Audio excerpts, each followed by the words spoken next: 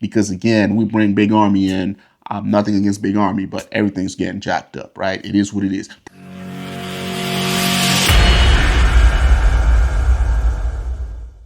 As tensions continues to grow between Iran and the United States, a conflict is looking more and more imminent.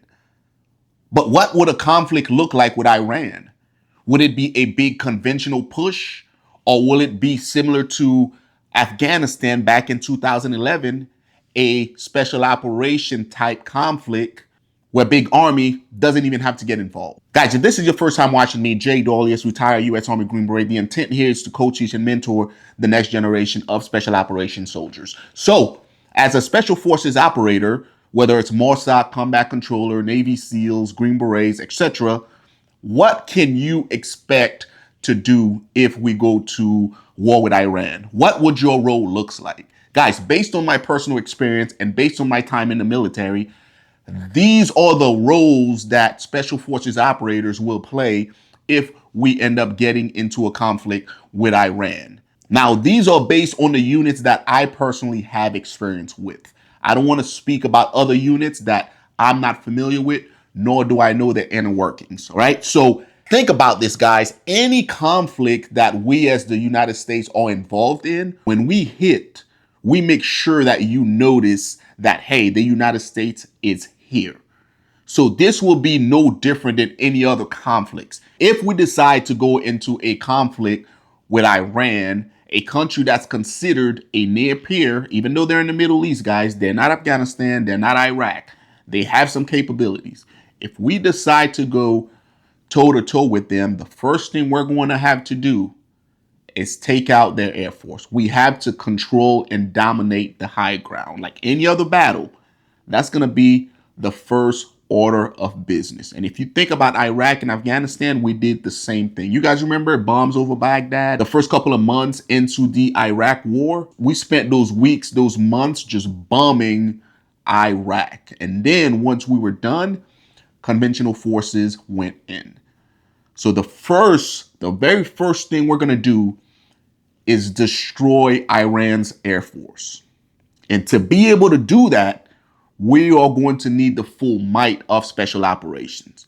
So when it comes to airstrikes, guys, and destroying their Air Force capabilities, that's going to be mainly your Green Berets, your CIA teams, your combat controllers, and you'll probably have some PJs rolling with them for medical support.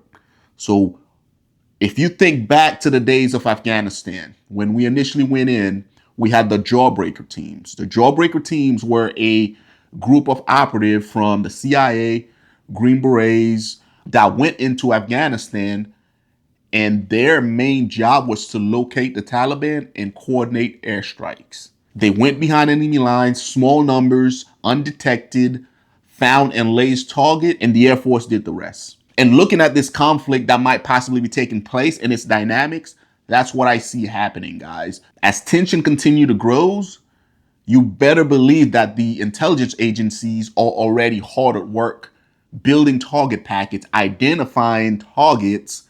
So if this does happen, the Air Force immediately has target that they can strike to show Iran that we're not playing around. Next, you're going to have targeted personnels. As the conflict continues, eventually the United States and its allies are going to want to go after certain key personnels to hopefully bring this to an end. It can be the president, parts of the parliament, key military leaders. We're going to want to have those individuals in our custody for intelligence gathering and to apply pressure. And that job is going to go to Delta Force, SEAL Team 6, along with their Ranger support uplifts. And if you guys weren't tracking, guys, whenever Delta and all these Tier 1 elements go out to do work, they always roll with Rangers because at any given time, a platoon of Rangers have 30 plus dudes, where a team of Delta Force dudes is like 1 to 6 dudes. So having the Rangers back them up, just give them that extra firepower in case they run into an emergency.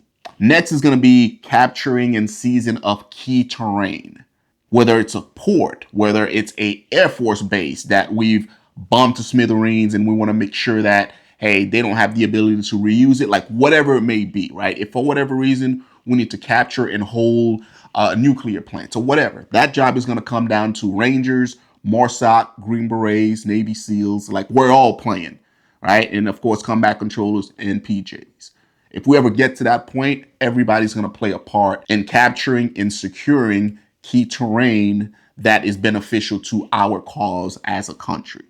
And of course, guys, no operations would be complete without the psychological aspect of it, right? So PSYOP is going to be heavily involved because as all of this is going on, we need to assure the Iranian people of, hey, this is what we're doing, this is why we're doing it, etc., etc., right? So there has to be some type of mental and psychological warfare going on while all this is developing. And of course, last but not least, you have to keep in mind this is a unconventional guerrilla type warfare, right? So we decide to go in there, destroy their air capability, destroy all these specific power plants that we don't necessarily want them to have.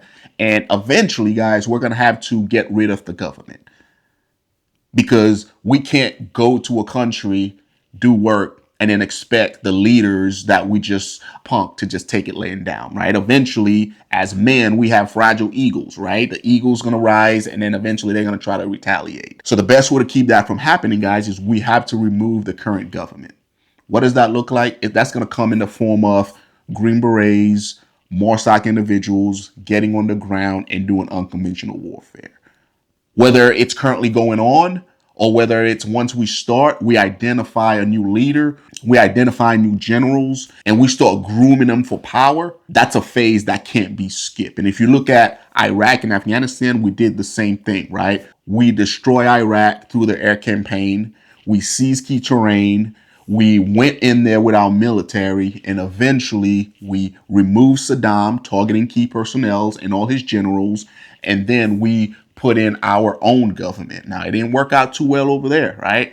Same thing with Afghanistan, guys. We went in, air campaign, destroyed all Taliban stronghold. We went in, seized key terrain like Bagram Airfield and Kandahar Airfield, Jalalabad Airfield. We brought in big army to hold those terrains, and then we put in Hamid Karzai, the president. Guys, it'll be the same concept in Iran. We're going to blow them to smithereens. We're going to destroy their Air Force capability. We're going to own the air. We're going to have individuals on the ground looking for key individuals, right? Making sure those dudes are locked up or dead and can't really mess with us.